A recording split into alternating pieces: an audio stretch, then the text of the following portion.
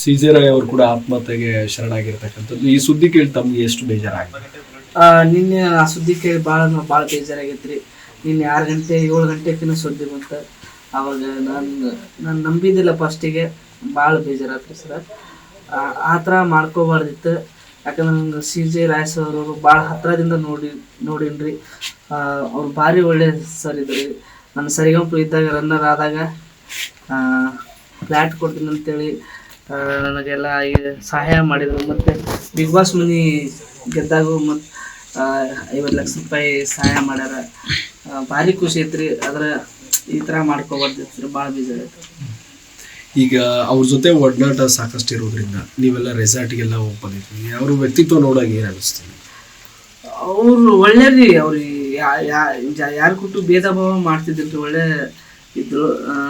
ರೆಸಾರ್ಟಿಗೆ ಕರ್ಕೊಂಡೋಗಿ ಒಂದಿನ ಅಡ್ಡಾಡಿಸಿ ಆಟ ಆಡಿ, ಕ್ರಿಕೆಟ್ ಆಡಿ, ಪೂರ್ತಿ ಅವರು ಸ್ವಿಮ್ಮಿಂಗ್ ಪೂಲ್ ಅದು ಹಿಂಗೆ ಕೋಲಿಲೆ ಹೊಡಿತಾರಲ್ಲ ಬೆಳೆಯವ, ಅವೆಲ್ಲ ಆಟ ಆಡಿ, ಮತ್ತು ಅವ್ರದ್ದು ದೊಡ್ಡ ಗಾಡಿಯಾಗ ನನ್ನ ಕುಂದಿರಿಸಿ ಒಂದು ರೌಂಡ್ ಅಡ್ಡಾಡಿಸಿ ಭಾರಿ ಇಷ್ಟಪಡ್ತಿದ್ರಿ. ಮತ್ತು ನಮ್ಮ ಹಳ್ಳಿಗೆ ಬರ್ಬೇಕು ನಾನು ಭಾರಿ ಆಸೆ ಇತ್ತು.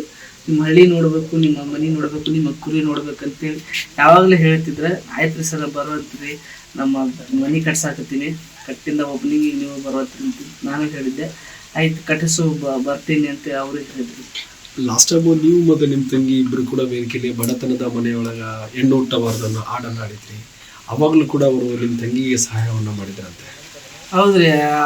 ಆ ಹಾಡು ಆಡ್ಬೇಕಾದ್ರೆ ಸರ್ ಅಲ್ಲಿ ಬಂದಾಗ ಈ ಹಾಡು ಹೇಳಿದಾಗ ನಮ್ಮ ತಂಗಿಗೆ ಓದಾಕ 50,000 ರೂಪಾಯಿ ಕೊಟ್ಟರು. ಮತ್ತು ನಮ್ಮ ತಂಗಿ ಡಿಗ್ರಿ ಮುಗಿದಿಂದಾಗ ನೌಕರಿ ಕೊಡ್ತೀವಿ ಅಂತ ಅಂದಿದ್ರು. ಅವರು ನೌಕರಿ ಕೊಡಾಕ ಮತ್ತೆ ಕರೆದ್ರು, ನಾವು ಕಳಿಸ್ಲಿಲ್ಲ. ನಾವು ಬ್ಯಾಡ್ರಿ ಸರ್ ನೌಕರಿ, ನಮ್ಗೆ ಬೆಂಗಳೂರಾಗ ಕಳ್ಸಕ್ಕೆ ಇಷ್ಟ ಇಲ್ಲ ಅಂತಂದ್ವಿ. ಆಯಿತು ನೀವು ಇಷ್ಟ ಅಂತೀರಿ ಅಂತೇಳಿ ಮತ್ತು ನಮಗೆ ಅದು second prize 30 lakh flat tax ಕಟ್ಟಾಗಿ 21 ಲಕ್ಷ ರೂಪಾಯಿ ಚೆಕ್ಕಿನ ಮೂಲಕ ರೊಕ್ಕ ಕೊಟ್ರಿ. ಭಾಳ ಅಂದ್ರೆ ಭಾಳ ಬೇಜಾರಾಯ್ತು ರೀ. ಅವ್ರು ಈ ಥರ ಮಾಡ್ಕೋಬಾರ್ದಿತ್ತು. ಅವ್ರಿಗೆ ಮನಸ್ಸಿಗೆ ಶಾಂತಿ ಸಿಗಲಿ, ಮತ್ತು ಅವ್ರ ಕುಟುಂಬಕ್ಕೆ ದುಃಖ ಮರಿಸೋ ಶಕ್ತಿ ಕೊಡಲಿ ದೇವ್ರು ಅಂತೇಳಿ ಪ್ರಾರ್ಥಿಸ್ತೀನಿ.